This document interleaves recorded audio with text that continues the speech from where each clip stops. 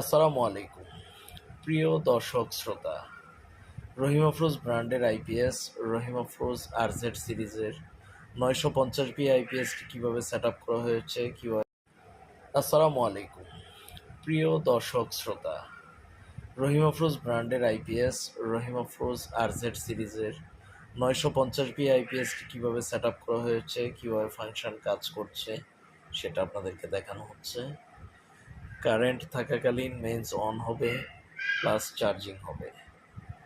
Current যখন চলে যায় তখন আপনার মেইনস নিভে যাবে, শুধু আইপিএস অন জ্বলে থাকবে। এভাবে আপনার যখন কারেন্ট চলে আসবে আবার তখন মেইনস অন হয়ে যাবে।